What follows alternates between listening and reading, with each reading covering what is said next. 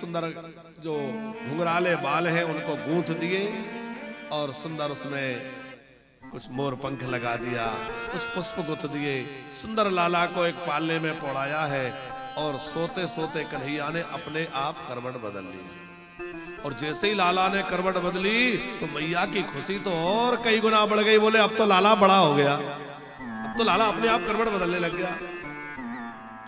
जैसे बच्चा पहली बार स्कूल जाए, शुरुआत में जब पहली बार स्कूल जाए और 1-2 दिन पढ़ने के बाद वो ABCD 2-4 शब्द पढ़ के आ जाए और सुनाए आकर के, तो 2 शब्द 3 शब्द वो बच्चा जब बोलता है तो ऐसा लगता है मानो MA पास करके आ रहा हो।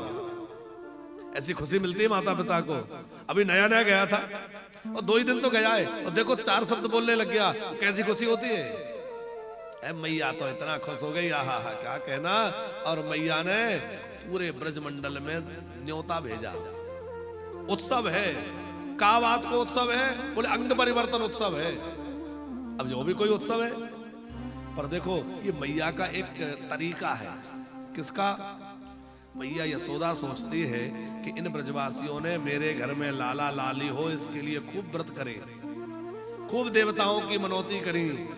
अब इन सबन की कृपा से, इन सबन के व्रत प्रभाव से मेरे घर में लाला भयो है, मैं सबको बुलाऊं, कुछ ना कुछ उनको उपहार दूं, उनका कुछ सत्कार करूं।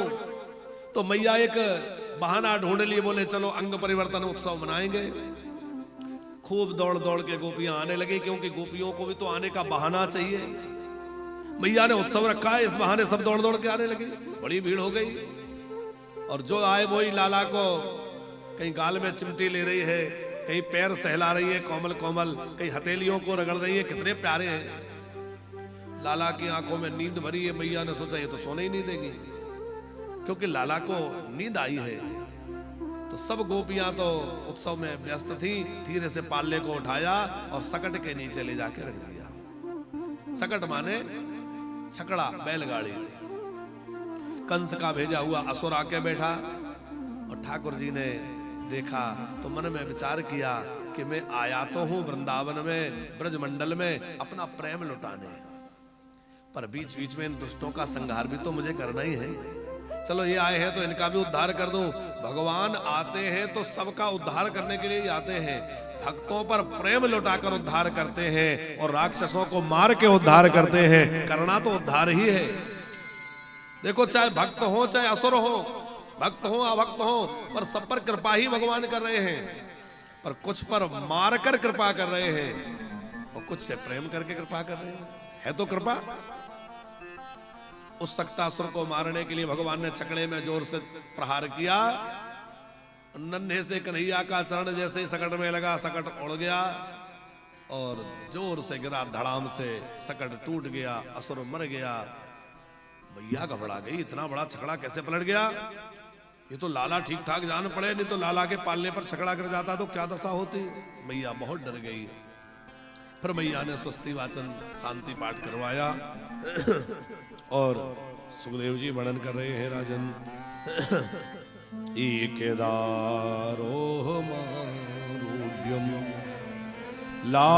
लालयन्ति सुतं सती गरिमानं शिशोर्वोढुं नसे गिरिकूटवत्।